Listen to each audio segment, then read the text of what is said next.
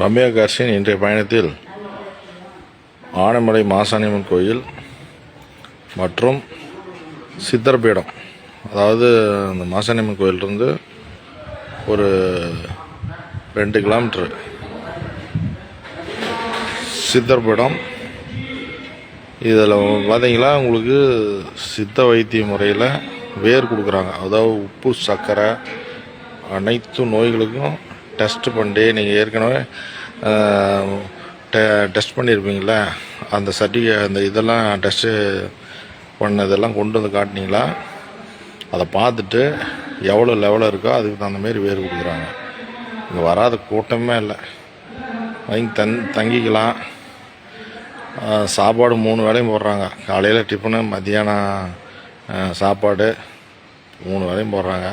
சாப்பாடு போடுறோன்னு சொல்கிறதுனால எல்லாம் சிரிக்காதீங்க.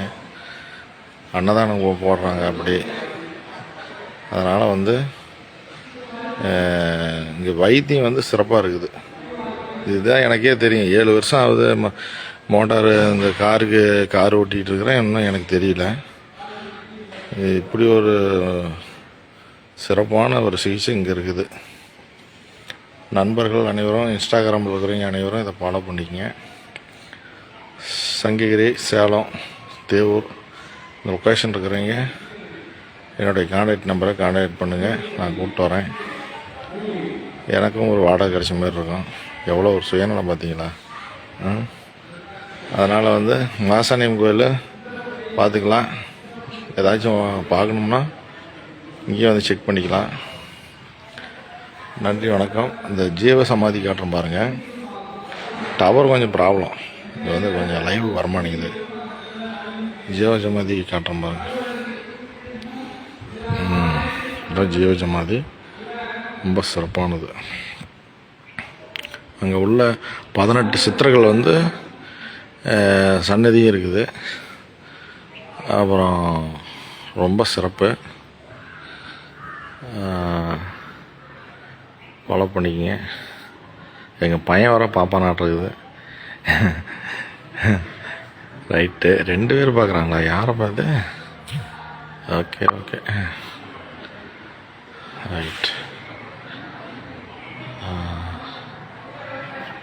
தெனாவராட்சி 2.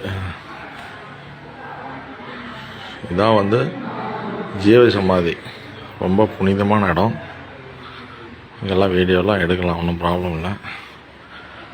அங்கே மூலிகை இதெல்லாம் கஷாயம் வைக்கிறது எல்லாமே அங்கே அந்த சன்னதியில் இதில் உள்ள சொல்லிகிட்டு இருக்கிறாங்க. கிளாஸ் எடுக்கிறாங்க.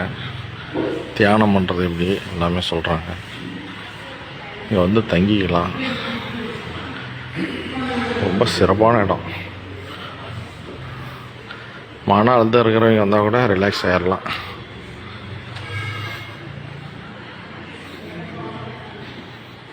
இதுதான் சிவ சமாதி.